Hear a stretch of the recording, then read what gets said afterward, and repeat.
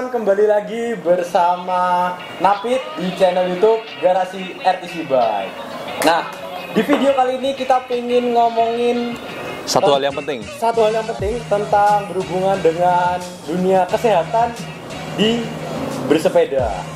Malam ini kita khusus datengin dokter spesialis jantung. Loh, kurang apa gitu. RTC mau datengin dokter spesialis jantung. Jadi udah ada ini orangnya. Silakan perkenalan dulu dengan dokter siapa? Silakan. Aku Dokter Novi. Iya. Lulusan dari UNER, jadi kebetulan juga gabung di RTC. Jadi kita sama-sama sepedaan karena kita semua pengen sehat. Bener banget. Jadi salah satu cyclist di RTC Betul. juga, teman-teman. Ladies RTC. Nah, jadi seperti yang Napit sudah sampaikan di awal, kita mau bahas tentang penyakit jantung di dunia bersepeda. Mungkin nggak hanya di dunia sepeda juga sih, Dok. Di banyak olahraga yang mungkin intensitasnya tinggi tuh sering terjadi hal kayak gini. Nah, penyakit jantung di dunia sepeda tuh gimana sih, Dok? Kok bisa sampai tiba-tiba blek? Ya, jadi aku jelasin dulu secara gamblang ya. Jadi jantung itu kan ibaratnya seperti rumah. Gampangannya rumah. Jadi rumah itu punya tembok, punya pintu, punya kabel gitu ya. Terus punya pembuluh darah namanya koroner. Jadi ibaratnya kayak jalan. Jadi kalau kita mau menuju ke rumah itu kita lewat jalan kan. Kalau misalnya rumah saya di selatan ya berarti lewat jalan Ayani, Darmo sini kan. Bayangin kalau jalan itu macet, otomatis kan kita ke rumahnya jadi lebih lama. Nah itu, jadi pembuluh darah koroner itu adalah pembuluh darah yang ngasih makan jantung. Kalau ngasih makannya telat, otomatis jantung yang kerjanya pompa, dia akhirnya pompanya nggak bagus gitu. Nah, yang sering terjadi pada cyclist itu dia nggak tahu rumahnya dia itu seperti apa, jantungnya dia itu seperti apa. Yang paling sering itu yang pertama ya koroner tadi. Jadi jalan menuju rumahnya dia tuh sempit ternyata. Begitu jantungnya dipacu, kita kalau olahraga kan heart rate pasti di atas 120 ya. Paling bahkan sampai 160, 180. Jantungnya dipacu terus, ngasih makannya telat karena jalannya sempit. Nah langsung jantungnya berhenti mendadak. Gitu. Terus yang kedua adalah gangguan irama. Jadi dia ternyata punya gangguan kelistrikan di rumahnya ini, dia listriknya tuh ada yang konslet lah, ada generatornya yang nggak berfungsi, dia nggak tahu. Jadi begitu jantungnya dipacu, kabelnya ada masalah, akhirnya tiba-tiba muncul irama yang nggak normal, tiba-tiba sudden death. Nah itu jadi kalau misalnya kita mau olahraga intensitas berat, kayak misalnya sepeda, terutama kecepatan di atas 15 km per jam itu udah termasuk aktivitas fisik yang vigorous. Jadi artinya aktivitas fisik yang berat. Nah itu disarankan sebenarnya cuma 75 sampai 150 menit seminggu. 75 sampai 150 menit seminggu. Ya, itu kecepatan di atas 15. Bayangin RTC kalau sepeda berapa nih kecepatannya nih? Kecepatannya gitu. Aduh. Jadi itu sebenarnya kelompok yang vigorous physical activity. Nah, yang disarankan sebenarnya untuk masyarakat umum nih itu 150 sampai 300 menit untuk kapasitas yang moderate physical activity. Jadi di bawah, kalau sepeda itu di bawah 15 km per jam. Jadi kalau misalnya kita kepengen sepedaan yang kenceng-kencengan nih, yang bener-bener ekstrim gitu, yang heart rate sampai 180, nah kita harus tahu dulu jantung kita nih seperti apa. Gitu, salah satu caranya ya yang paling gampang rekam jantung. Terus habis itu kita foto jantung kita nih gede apa kecil, apa gimana, apa normal apa enggak. Jadi kayak kita punya rumah nih, di foto depan belakangnya gimana, kondisinya gimana. Terus bisa juga treadmill, jadi disuruh lari, dilihat rekamannya gimana. Kalau misalnya dilihat di treadmill detak jantungnya 180, ada masalah nggak? Kalau aman ya insya Allah. Gitu. Jadi sebelum kita breng-brengan nih, kita harus tahu jantung kita tuh kayak gimana. Waduh, jadi kayaknya aku besok harus tes jantung. Iya. Karena Suka breng-brengan. enggak, itu tadi 15 km/h. Iya. Kita kan biasa 30 mph. Lebih kenceng lagi. Oke. Jadi berarti kalau yang Napit denger tadi ya, Dok, ada masalah kelistrikan atau masalah di dalam rumahnya itu sendiri alias jantung, sama penyempitan ya atau jalannya. Koroner. Nah, itu penyebabnya apa sih, Dok? Kok bisa listriknya dan tadi yang sempit itu? Jadi kalau misalnya koroner itu kebanyakan lemak. Jadi yang buntu di jalan tadi itu kebanyakan lemak-lemak nempel di pinggir-pinggirnya itu. Jadi ya apa yang kita makan itu ya apa yang nanti akan menjadi penyakit ke diri kita sendiri. Pola makan berarti? Pola makan itu penting banget. Jadi diet. Kemudian sebenarnya olahraga itu ada plusnya juga. Jadi ternyata diteliti kayak misalnya kita punya Jalan Raya Darmo sama Ayani yang membantu dulu kalau misalnya nggak ada frontage, bayangin nggak? Nggak ada frontage itu 20 tahun yang lalu macet banget kan. Nah ternyata olahraga itu bisa bikin jalan-jalan kecil di pembuluh darah koroner itu. Jadi diteliti ternyata jalan kecilnya tuh banyak. Orang yang sering olahraga itu tikusnya banyak. Maafnya lah dok, apakah sama dengan trigliserida? Jadi lemak itu macam-macam. Kan kalau kita cek lemak itu bisa LDL, HDL, trigliserid. Nah itu semua komponen lemak. Yang bagus ya HDL. HDL itu lemak. Jadi kalau bisa disarankan sebenarnya LDL itu maksimal kalau misalnya kita resiko tinggi ya itu 55. Jadi jangan lebih dari itu. Tapi kalau misalnya orang-orang normal sih ya 70, 100 itu masih oke lah. Total kolesterol 200 maksimal. Itu pernah cek nggak? Cuman saya sering kalau habis makan bebek sakit-sakit. Itu berarti? Ya lumayan sih bebek itu. Saya sering pusing kalau kurang tidur. Ya kalau itu kan juga bisa. Jadi salah satunya lemak ya. Kalau yang masalah kelistrikan atau rumahnya bermasalah itu gimana? Kalau misalnya temboknya atau misalnya pintunya itu biasanya udah dari bawaan. Keturunan gitu. Atau infeksi pintunya. Kalau listrik itu macam-macam triggernya. Jadi bisa karena koronernya nggak bagus, akhirnya kabelnya masalah, itu juga bisa. Paling sering tuh memang koroner sih. Jadi koroner juga bisa menyebabkan listriknya itu bermasalah, itu bisa. Jadi salah satu penyebab utama paling besar itu ya lemah ini tadi ya. Tapi yang saya tahu ya dok, ada beberapa orang yang dia nggak gendut, tapi badan juga normal, tapi kok bisa kena penyakit? Gitu. Jadi selain lemak ada namanya faktor resiko. Faktor resiko itu salah satunya darah tinggi, diabetes, merokok jangan lupa. Merokok ini jahat lah istilahnya. Jadi kayak misalnya sampah dibakar aja udah jadi abu. Bayangin paru-paru dibakar setiap hari jadi abu tuh.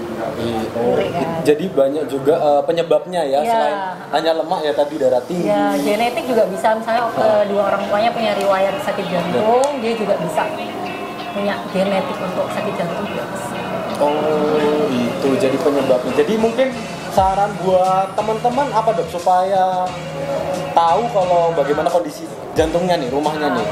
Ya yang paling penting sebenarnya kita harus periksa sih. Periksa ya, foto itu sebenarnya nggak harus ke dokter jantung, dokter umum juga bisa. Cuman memang kalau dokter jantung kan nanti periksanya akan lebih detail lagi, apa aja yang bisa diperiksa. Ya yang paling dasar sih ya rekam jantung, kemudian cek darah, kolesterol dan lain-lain itu foto. Kalau misalnya memang mau olahraga yang benar-benar ya harus stress test, treadmill bisa. Jadi itu yang bisa teman-teman semua lakukan supaya tahu kondisi jantungnya ya. Oke deh, kalau gitu langkah pencegahannya apa dok? Sekarang kalau misalnya kita nggak kepengen nih kena jantung, ada namanya jembatan keledai, namanya cerdik. Nah, C itu cek kesehatan berkala. Yang tadi saya jelaskan. Kemudian enyahkan rokok. Jadi kalau bisa sebisa mungkin, memang rokok itu sulit ya. Kalau pasien-pasien saya tuh, saya sulit dok. Kalau misalnya jadi paling nggak dikurangin sih. Jadi misalnya yang sehari 1 pak ya dikurangin lah misalnya. Jadi nanti lama-lama kemungkinan kok ada niat kuat itu bisa kok. Terus habis itu rutin berolahraga sama kayak jadi gini, olahraga itu ada tiga tingkatan. Light itu yang ringan, moderate yang tadi sepeda kurang dari 15 km per jam, atau yang vigorous itu yang benar-benar intensitas tinggi. Kalau misalnya sesuai kemampuan aja, jadi rata-rata sih moderate itu udah cukup 150 sampai 300 menit 1 minggu.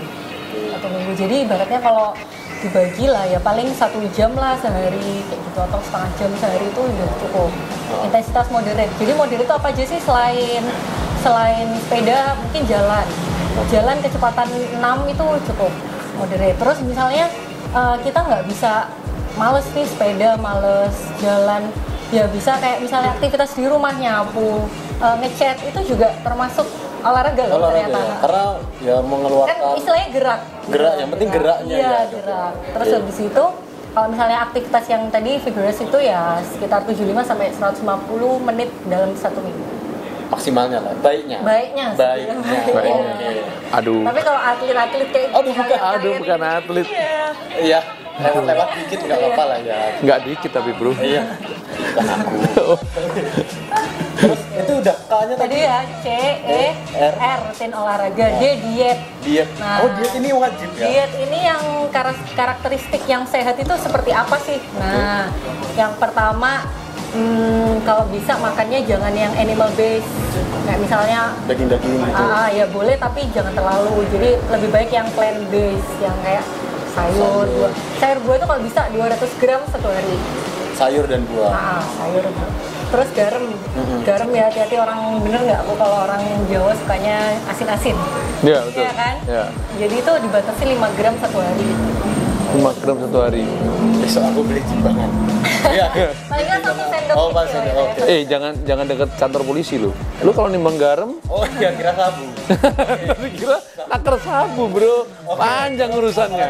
Ya itu. Dietnya. Terus habis itu lemaknya kalau bisa jangan banyak-banyak ya, paling 10% sih dari total makanan itu. Wah jadi ribet ya dok kalau mau makan ya. Jadi emang harus Itu ya demi kesehatan. paling enggak balance lah. Jadi kalau misalnya hari ini makan bebek ya itu malamnya sayur. Saya lah. barusan Bebek pagi siang malam. Barusan tadi di-invite bapak saya makan Apa tuh? daging. Aduh. Daging, besok sayur. Bisa diganti lah ya. Besok nggak makan dok. Atau ikan. Besok nggak makan dok. Yang penting imbang ya Ya, dok ya. imbang gitu. Itu diet. Terus I-nya.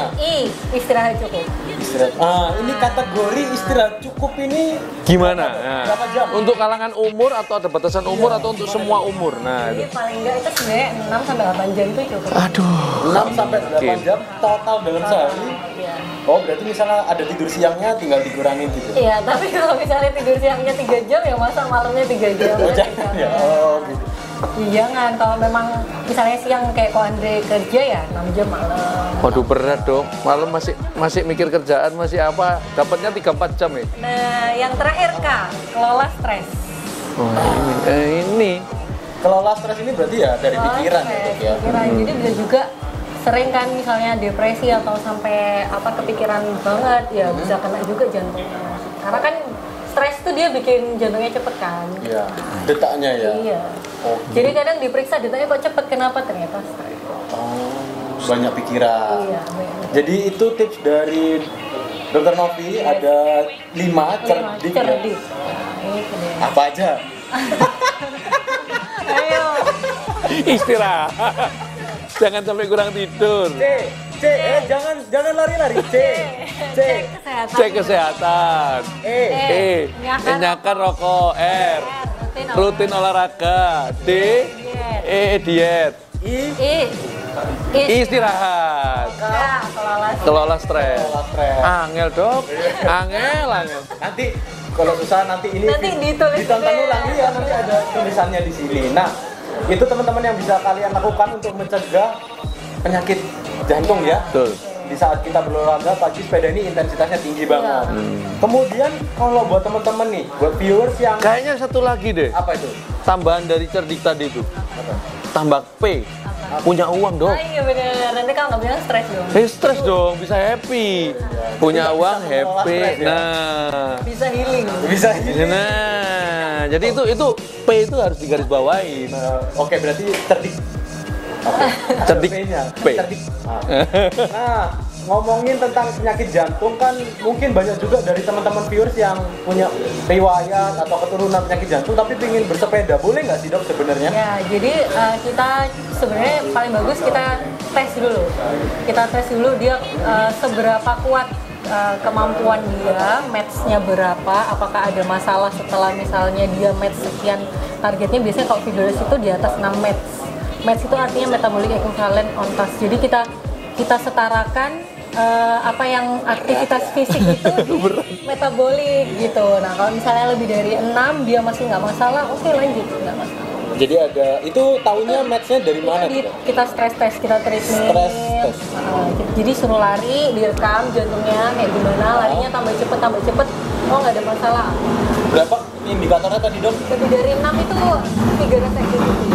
Oh, berarti baiknya lebih dari 6 match, itu berarti kalau dia mampu, berarti masalah. Kalau nggak mampu disarankan olahraga lain ya? Turunkan. Oh, intensitasnya ya? Kalau istilah VO2 max itu gimana? Nah, Ya. kalau VO2 max itu artinya oksigen maksimal yang kita bisa. Jadi kan kita olahraga itu menghirup oksigen, berarti karbon dioksida. Yang bisa kita hirup maksimal sampai dia berputar jadi CO2 karbon dioksida itu seberapa maksimal dia. Batasnya, angkanya? Nah, biasanya sih 35 ke atas sih kok. Jadi nanti disetarkan sama match-nya itu berapa, nanti disetarkan sama VO2 max-nya itu berapa. Dia mampunya segitu. Jadi itu jangan lebih dari kemampuan lah istilahnya. Jadi kita harus ukur dulu kemampuan berapa, baru kita sesuaikan olahraganya apa. Jangan olahraganya dulu apa, baru kemampuannya seberapa. Jangan. Telat ya, nanti malah lewat tuh ya. VO2 max 49 dulu. Nah, mantap. Bagus ya? Bagus. Lumayan lah. Emang pakai gini-gini ngaruh ya dok ya? Kalau tapi kan nggak akurat. Nggak akurat ya? Kan kayak prediction aja. Oh, Oke. Jadi mungkin tadi harus dicek match-nya ya dok ya. Kalau nggak mampu sampai 6, ya disarankan. diturunkan. Oh, intensitasnya Iya, diturunkan. Olahraganya itu diturunkan, jangan yang berat-berat ya. berat-berat. Tapi itu angka itu diketahui dari tes jantung dulu ya? Tes jantung. ECG ya berarti? Treadmill. Treadmill ya? Stress Stress test itu artinya tes yang kita sambil olahraga. Oh. Jadi sambil Kalau olahraga dikasih bisa. duit stresnya bisa hilang nggak bro? Bukan, beda. Oh beda ya? Beda. Bukan dikasih duit langsung stres jantungnya hilang nggak ya? Berdebar malah. Ini duit apa ini? Ya kan kalau kan ya. Nah, kemudian aku mau tanya juga sih dok, kira-kira ada salah satu bagaimana penanganannya dok untuk orang yang tiba-tiba kita lihat di jalan itu kena penyakit jantung kayak gimana? Mungkin prakteknya nanti habis ini. Nanti kita praktekin. Nah sekarang Napi pengen tanya dulu, ada obat yang pernah Napi tahu tuh, beberapa orang Napi tahu dia sedia ini di dompetnya. Itu apa sih dok? Obat apa dan fungsinya apa? Yang di bawah lidah ya? Iya benar. Itu namanya, jadi sebagian besar namanya isosorbid. Isosorbid itu isosorbid dinitrat. Jadi dia obat larut dalam lidah, di bawah lidah. Jadi sebenarnya nggak bisa langsung obatnya taruh di lidah, nggak bisa. Jadi harus digerus, taruh lidah. Jadi tujuannya kalau di bawah lidah itu dia penyerapannya lebih cepat. Obatnya itu tujuannya untuk melebarkan pembuluh darah koroner tadi yang saya ceritain di awal. Iya, jadi kan dia sempit, ada lemak-lemak. Nah sama obat ini jalannya diperbesar. Akhirnya kan lewatnya lebih lancar. Tapi itu sementara. Jadi memang istilahnya siap sedia kalau misalnya dia ada keluhan dadanya sakit atau merasa. Jadi itu hanya untuk meregangkan sementara. Sementara pembuluh darahnya dilebarkan. Kalau misalnya udah jatuh gitu masih bisa nggak dok pakai obat? Misalnya udah diem gitu? Nah tergantung kondisinya pas jatuh itu kayak gimana. Nah obat itu nggak boleh dikonsumsi kalau tensinya rendah karena dia akan membuat tensi semakin rendah. Jadi memang harus pengawasan. Jadi harus cek dulu detak jantungnya seperti apa. Tensinya gimana baru bisa minum obat. Baru dikasih Tapi kalau minuman memang itu. dia biasanya tensinya tinggi nggak masalah. Jadi memang kita sediain ke pasien-pasien yang memang dia punya jantung koroner tadi, Bu, taruh di dompet. Jadi sewaktu-waktu nyeri dada bisa. Jadi langsung setelah nyeri dada minum obat langsung ke rumah sakit. Jadi nggak terus gitu. Jadi kalau serangan ya harus tetap ke rumah sakit. Enggak, udah itu oke beres Kalau selesai. misalnya udah enakan ya sebenarnya nggak apa-apa. Jadi mungkin ringan. Tapi kalau yang diminum tapi masih nyeri ya langsung. Tetap harus ke rumah sakit ya karena untuk pertolongan yang paling lebih maksimal. Jangan nunggu sampai anfal. Ya, karena jantung tuh cepet banget. Jadi apa namanya, kalau misalnya udah koroner itu hitungannya udah bukan jam. Jadi bisa dalam menit itu udah hilang. Bahaya juga ya. Jadi makanya kalau yang sepedaan tiba-tiba hilang itu ya karena jadi cepet memang kan silent killer. Kita nggak tahu tiba-tiba Kolaps. Kadang yang di keluarga aku juga ada infonya tuh yang bener badannya tuh sehat, kuat, orangnya nggak gendut, tapi tiba-tiba hilang. Ada lagi yang atlet, dia nenek lari, tahu-tahu berangkat. Itu gimana dong? Mungkin itu loh yang Apa detak jantung? Ya, itu gimana? ya itu. Jadi memang mungkin dia punya sakit yang dia nggak ketahui sebelumnya gitu. Jadi begitu jantungnya dipacu-pacu terus nggak pernah periksa, ternyata ya udah. Ada serangan itu tadi. Sebenarnya masih memungkinkan nggak sih diselamatkan kalau terjadi serangan seperti itu? Tergantung. Jadi ada beberapa yang masih bisa sih. Jadi kita ketahui dini tiba-tiba baru aja langsung kita lakukan pertolongan, Bisa. dikateterisasi, oh ternyata buntu dipasang ring, selamat itu. Ya banyak intinya terjadi. langsung bawa secepatnya ke rumah sakit sih ya. Secepatnya. Oke, kalau gitu. Toko ada pertanyaan lagi? Saya masih belum ada pertanyaan sampai saat ini. Oke. Dokter ada yang mau disampaikan lagi sebelum kita sharing cara pertolongan pertamanya? Ya itu aja sih yang paling penting, kenali diri dulu, baru kita masuk ke kategori mana nih, kita sanggup yang mana nih. Nah, jadi jangan memaksa, tujuannya kita olahraga kan pengen sehat.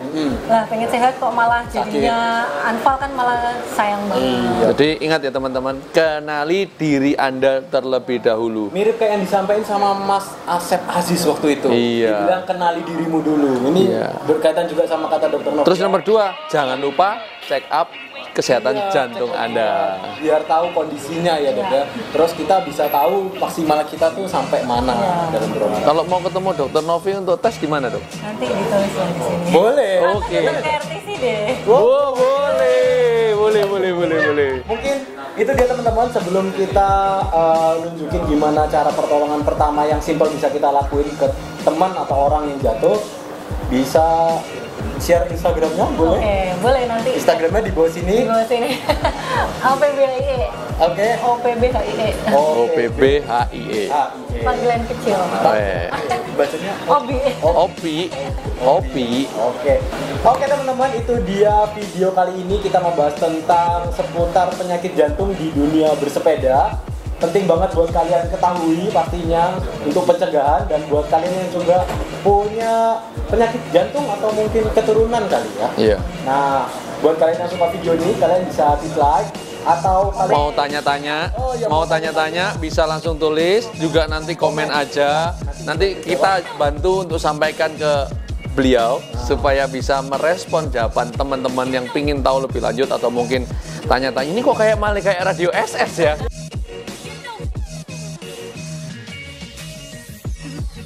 banyak pikiran. Iya, Jadi itu tips dari Dokter Novi, ada 5 cerdik. cerdik. Nah, itu deh. Apa aja? Ayo. Istirahat. Jangan sampai kurang tidur. C, jangan lari-lari. C.